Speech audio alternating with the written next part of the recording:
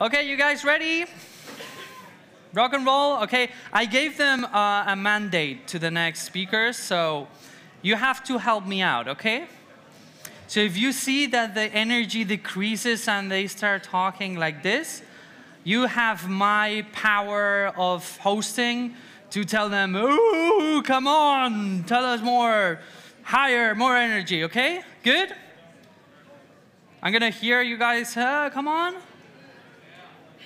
What's wrong with you guys? I think it's the lights. Come on, guys, we need energy here. We need to make it, what time is it? It's 4 something. I know it's siesta time, so it's hardcore. You need coffee, right? Not yet? Coffee? Red Bull. Okay, we can do Red Bull too. You know, I know the head of Red Bull Spain. We can call him and get us the truck. Okay, without further ado, my speakers, are you guys ready to rumble? Okay, you guys ready to rumble? Let's kick it. Okay, so we're going to talk about smart living and smart cities and the eco-mobility equation. And I must say, I must confess, and I just told them before, I'm a big fan of city cars. I'm a big user. Okay, extra points. Then we're going to talk. You and I are going to talk together. So please welcome our next panelist, starting with the moderator, Alberto Alcolea from World Trip. Big applause to Alberto, please. Seth Elliott, CMO for Free2Move. Seth, please join us. Big applause. Juan Garrigosa from NL eSolutions Innovation Iberia. Endesa, Juan. Always a pleasure having you back. Come on. Come on, guys. Last but not least, Juan Benitez, Business Developer Manager for Citi. Big applause, guys. Okay, I told them. You have to earn your water, okay? So kick it. Oh my God. You see this guy in black? He's the boss, okay? El jefe. Guys, enjoy. Stage is yours. Enjoy, guys. Well, thank you, Alex. Thank you. Welcome, everybody. Thank you for being with us today. It's a big pleasure to moderate this panel about such an important issue as smart cities and eco-mobility. Before we start with our 3 panelists of today, I would like to bring to light a couple of ideas about smart cities and eco-mobility. The first one is that we don't know the volume of the market of smart cities.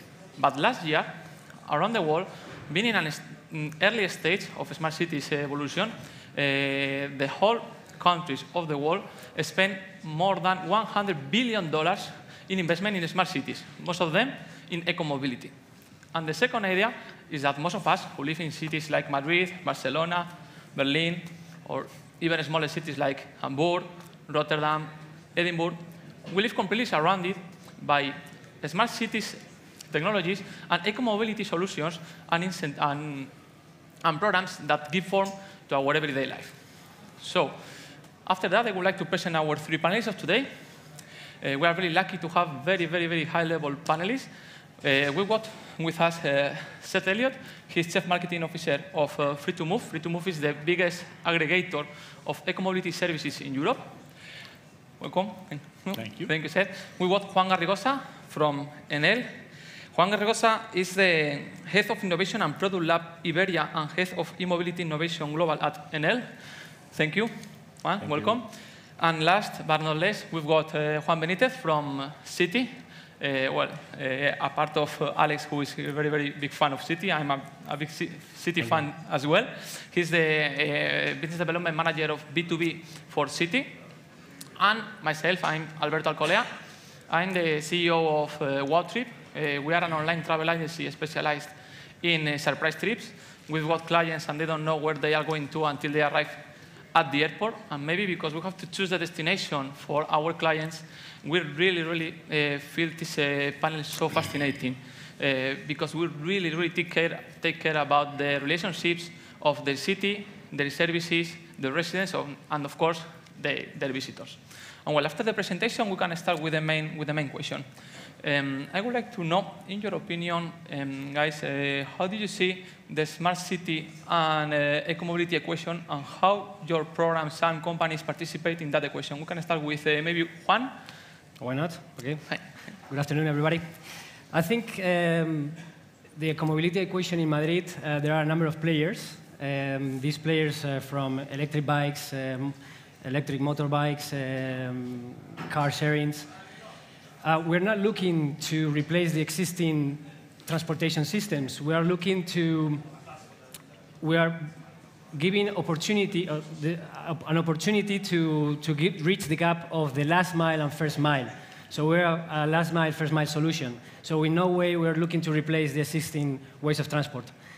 At City, we have a number of vehicles, 500, that are fully electric, and they are 100% charged with 100% energy from renewable sources. So I think we are contributing in 5 different ways. One of them is the affordability, and So if you think about that 90% of the time cars are being parked in the streets, the private cars are being parked in the streets, then 80% of our user base, which are the millennials, have realized that they better spend money in experiences and buying a house, buying a car, rather than buying a house and rather than a car, no? So if we look at how much it costs a car per year, that's about 4,500 euros. So that multiplied by 10 years, that's 45,000. If we convert those into car sharing minutes, or it works out to be 14 euros per day for the 10 years. So effectively, you're using a city for 1 hour every day for 10 years. No? With City, obviously, you don't pay, or with the car sharings, you don't pay meters. You don't pay the parking meter. You're allowed to get into the Madrid central area with no restrictions whatsoever. And obviously, you can use the bus lanes. So it's always a good benefit. I think the second way we contribute to the ecomobility equation is the freedom of choice. So at City, we look after our citizens, what we call our users, and we giving them the choice of freedom. So they can, for as little of 5 euros, you can do a 20-minute journey to do one of those end miles or first miles or last miles.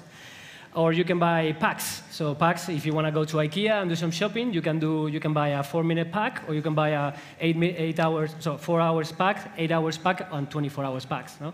So we're giving that freedom of choice. Now you can also go to the airport with City. So if you go to the airport with a City, you can now get one of those valet agents that they can pick up your car. The third way we contribute to the ecomobility equation is that we are a showcase to the world for electric car, and we are a perfect scenario for testing the electric car. So the manufacturers are really loving the data that they're getting out of our cars. They're loving, with all the heavy use that the electric cars are having, with the batteries, with the different temperatures in Madrid. So they're getting a breadth of information that they are taking back home. In this instance, Renault is one of our shareholders and our partner, our technology partner. They are getting all this information to improve the cars and to come out with better cars. No? And then obviously for the user, the users are experiencing the electric car and they are loving it. They love how quiet they are, how fast they are if you push the accelerator. So it's great. No? The fourth way that we think we can contribute to the ecomobility equation is that we are taking congestion out of the cities. Because it says that from car sharing, from one car, you can remove between 10 and 14 cars in the streets. Because if people are not buying cars and are using car sharings, then we're replacing them for those. No? And then the last but not least is obviously the eco part of the equation, which is the climate change and all of that. So it's the CO2 emissions and the noise emissions. The CO2 emissions, last year, our 125,000 users have removed from the atmosphere 740 tons of CO2 emissions by doing 6.5 million kilometers in the whole year. So it's quite impressive, no? When you realize about that. It is. Thank you, Juan. You're welcome. Juan, we can go on with Juan Garrigosa from Enel. Yes. What is this equation, no? Cities, ecomobility, because it said that in the next year, 60% of the population, global population, will live in cities. So what we have done I work in a utility, and we have changed our business model not thinking only to sell electricity and gas, the commodity, but launching new products and services to help our customer to use better the energy. So cities, we create a new business line, and we are focusing in 4 product lines. One is city, and another one is mobility. So we are not competitors of you, but we are partners, let's say. In fact, we are partners of another e-car sharing European company. What we are doing is helping you to provide these services. How? With charging infrastructure, fast charging infrastructure. They have one of the difficulties of this business is to manage and to charge all this car just in the less time to have this asset available for the customer the much as possible. So we are helping them. We're helping them by providing fast charging technologies, and also to the cities, thinking of comprehensive solutions, not only in terms of mobility. Of course, we are helping also, for instance, the city of Barcelona with ultra-fast charging chargers for the e-buses.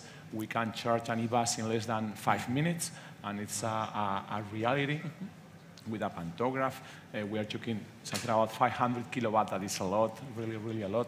But also this comprehensive solution, taking into account also the efficient street lighting, new added value services for the customers, all those related with energy, but also with some other topic like security. I mean, the important thing is the customer, what the customer needs, and how can we help with them. And then the customer change in a city. Some of them are global needs, and we are focused on them. So this is our effort. Thank you. And now, Seth, can you give us your vision? Sure. So as Juan referenced, we now see 55% of the world living in urban environments today, and by 2050, 68% of us will live in cities. And cities are kind of these magical places, if you think about it, because density creates all of these positive results. It increases cultural evolution and innovation. We see dramatic productivity and output gains in dense environments. And of course, we also see these severely amazing reductions in emission and energy uses on a per capita basis in dense environments. But of course, dense environments also have their kind of down and dark side. You have congestion. You have generally pretty bad income inequalities that start to occur. You have resource depletion. So we, as kind of a people, need to think about how do we take technologies and apply them in a mechanism that allows us to take these urban systems and make them more integrated and more flexible and more adaptive. If you want to think of it as anti-fragile, as Nicholas Taleb would say. So it's kind of a race, right? We kind of want to use technologies to leverage the positive sides of density before the negative sides of density catch up with them. And that, therefore, brings us, unsurprisingly, to mobility, which is one of the big pieces of that. We see, and you all see, this rapid evolution in modalities and business models in mobility that's occurred over the last 5 years. So we see everything from transportation network companies like Cabify and Uber to car sharing and scooter sharing and now kick scooter sharing, ride pooling and ride hailing combined, and both peer-to-peer and free-floating types of services. And of course, on the horizon, as you've already heard, we see things like autonomous vehicles. And that's all great, and there's more evolution to come. But the issue that we see is human beings as a whole, we're pretty bad at being able to evaluate complex options in a rapid fashion. So as we start to see all these different modalities occur, part of the concern is that people just default to what they know or habituate. And one of the ways we think to solve that at Free2Move is to create basically what amounts to an on-demand mobility assistant, an application that tells you everything, first actively, about where you want to go and how the choices are to get there, whether that's across a time matrix, a proximity matrix, or a cost matrix, or even other matrices that are of importance to you, like things like sustainability and eco value. So We start with that and then roll towards the idea of being able to ingest the data from what you do regularly on an active basis to predict what you do on a regular basis and provide you even on a passive level with ideas of how you might choose different forms of modality in order to improve the equation, so to speak. We don't do all that today, although ask me again in 6 or 7 months. What we do today, where we started, was we aggregate the various sharing providers, primarily in Europe, although we're also in the US now. So we have over 70,000 different vehicles from car, scooter, and bike sharers on the platform. You can actually, in some cases, register for many of them at one time, just once, using our platform. And then you can open one map and find the closest vehicle of your choice to you and book it from within our application. That's what the initial design was, and that's the baseline for moving towards the kind of the product that I just described to you, which in of itself leads to what everyone keeps talking about in general, which is mobility as a service. Once you have the core product, it becomes easier to start providing you either a pay-as-you-go or an all-you-can-eat style service for mobility inside an urban environment. And that's what we do at Free2Move, and I should say that 2 years ago we were doing it well enough that we were acquired. We are now majority owned by Peugeot, by Group PSA in France. Well, thank you, Seth. Well, after listening to you and your companies, I realized that you are giving form of the future of ecomobility. So with your expertise, with your knowledge, what are the biggest challenges faced by ecomobility today and in the future? We can start with Seth. You finished before, and you can start now. I'll have a comment that's probably not so popular. One of the biggest challenges that is faced is government, and an understanding that there needs to be probably a fairly dramatic shift in how municipalities, cities, and governments in general interact with both private sector or quasi-private sector mobility providers and modalities. We see we're strong enough in terms of our data now to see the history of city development and urban form to a large extent follows transportation technologies. There's a history of how the urban environments develop. They've developed differently in Europe than they did in the United States, than they are developing in various parts of Asia. And there's generally a pattern. A transportation technology is created or developed or released. If it's necessary, there are some infrastructural changes that begin. And then as a result of that, companies and individuals geographically relocate and kind of revise their processes, and that leads to infrastructure changes. And one of the biggest issues I think we're going to see on a go-forward basis across various modalities, as well as some of the new evolving technologies like autonomous vehicles, is an understanding that there needs to be a kind of a wholesale revisiting of the infrastructure and the regulatory environment to develop it. Particularly if we, as a general rule, want to move away from encouraging owned vehicles and moving instead towards some form of shared mobility, even if that's across a whole different set of verticals. So that would be where I see the biggest challenge. I don't see that the problem would be the technology. Technology is perfect. We have batteries enough for the whole day. I think that for me the challenge is the business model, because they are expensive. So we need help with the regulation, as you said. We need probably national plans to support the electric mobility. In Spain, we don't have, for this year, we don't have any plan. The plan of the last year finished the subsidies in less than 24 hours. So if you have a lot of demand for something, it means that the offer is not aligned with the demand. So I think much more things can be done by government supporting the electric mobility. And it's something we can see some examples in the north of Europe where electric vehicles are a clear solution, have a clear presence in the cities. I'm talking about Denmark, where that percentage is very elevated. And it's not a question maybe of public infrastructure, because most of the people charge the cars at home or at the office. It's a question of a real national plan supporting the electric mobility. Thank you, Juan.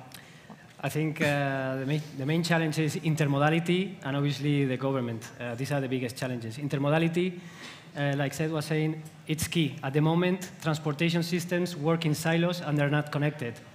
And what I'd like to see is that this in the future will be connected so that you can go from A to B with a variety of ways of transportation, and that will increase efficiency and will increase the passenger journey. So it's very important for that.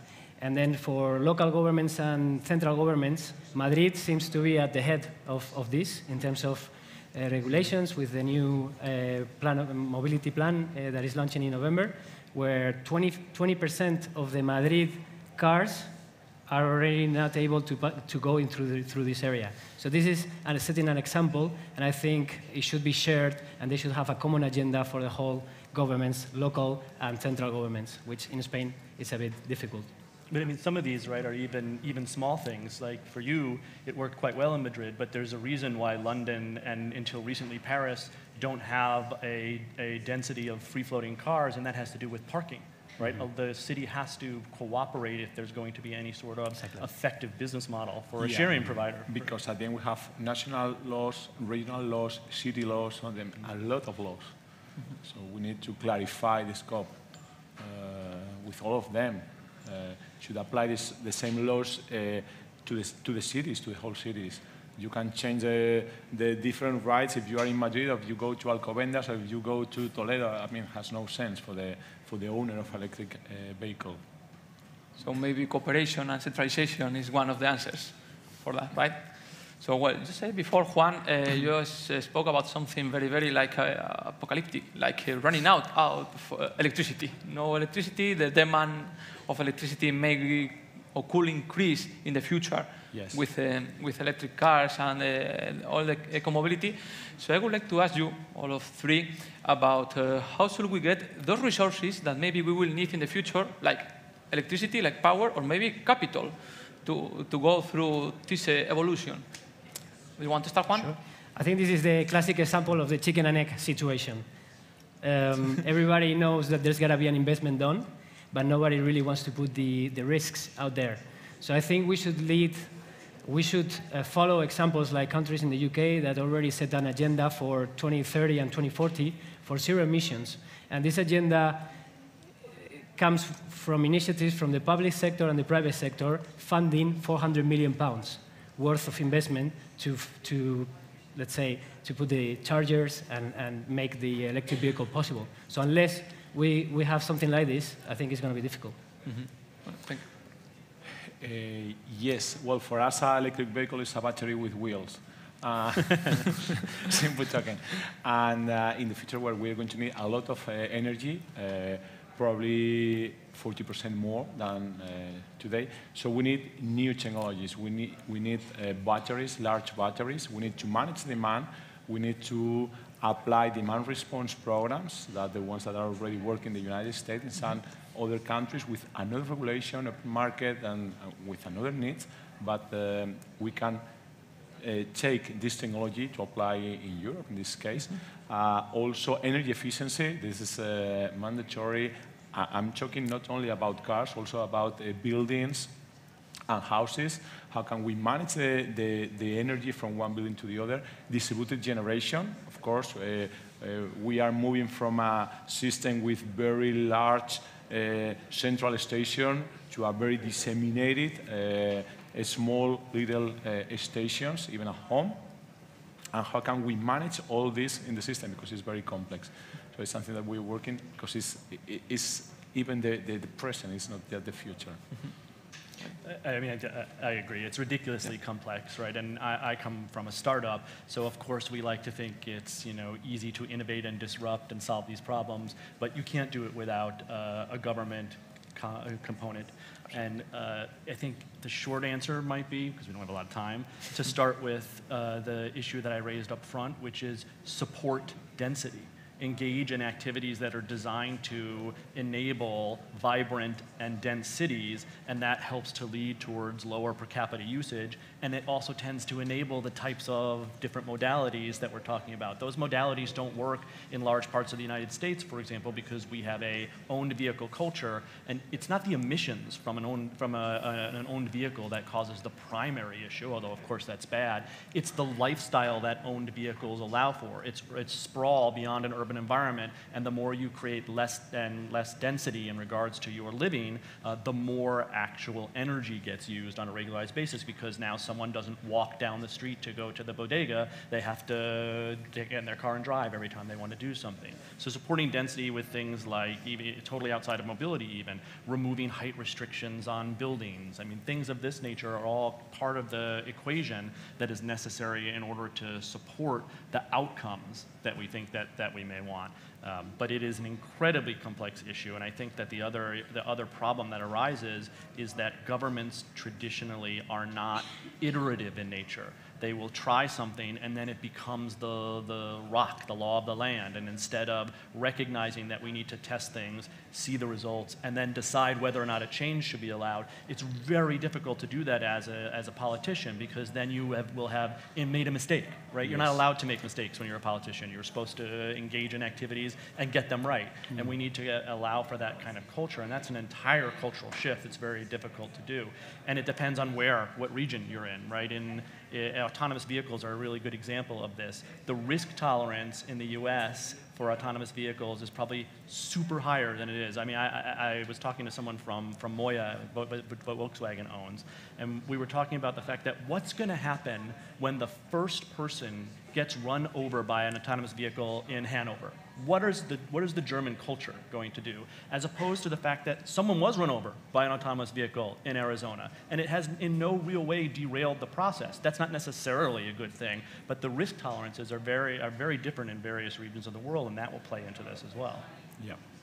Here, what is clear is the goal: zero emission, and I think that first time in history we had most of the government agree on that in the COP21.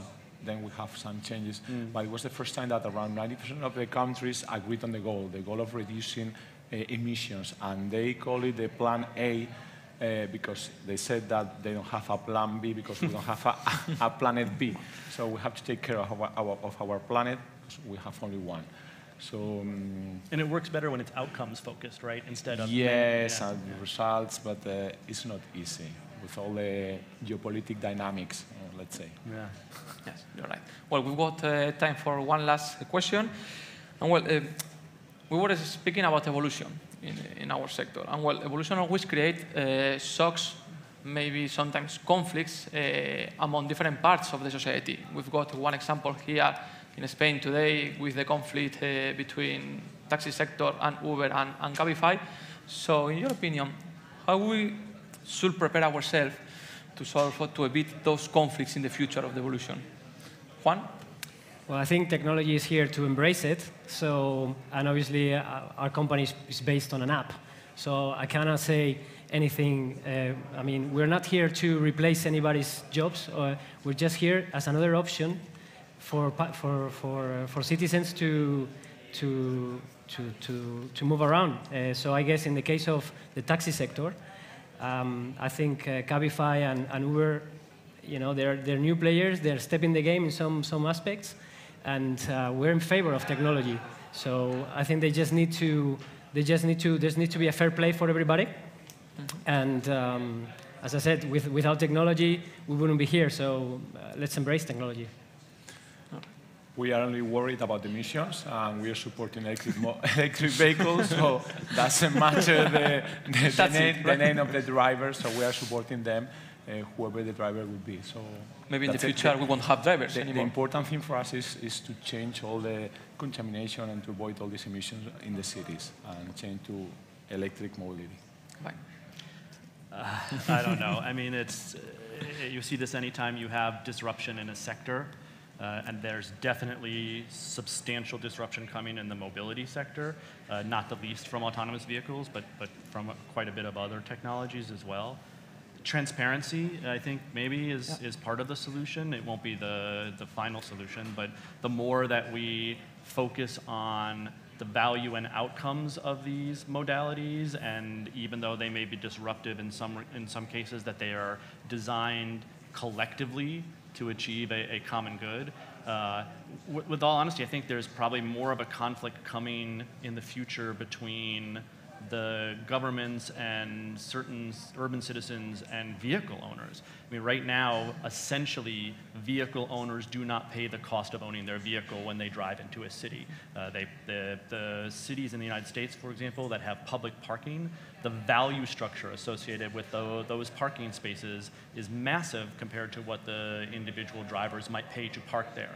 The effect of keeping the infrastructure up is massive compared to the cost to an individual driver. So as we move towards zero emissions, as we move to trying to create cities and environments that are holistically better, whatever qualitatively we think that means, I think that there's a general belief that that's going to move towards reduction of individual vehicle ownership, and in some cases, that's where the conflict will probably arise. And so I think that a certain amount of that has to be a continued focus, not just on the private sector's profit values, which of course we all care about as private sectors, but on the collective value of what those changes mean and making sure that the populace as a whole is made regularly aware of that and admitting when there are mistakes. I think that one of the pieces, Silicon Valley has a lot of good and a lot of bad about it. And one of the big pieces of value that comes out of it is this, like, learn, iterate, repeat process. And if we can try and push that into the conversation in regards to governments and the change in mobility, then maybe we will be able to more effectively weather the storms of some of the conflicts that might arise. Well, thank you, Seth. Thank you both, Juan. I think we ran out of time. Thank you, everybody, for being with us today. Thank you. It was a pleasure. Thank you. Thank you. Thank you.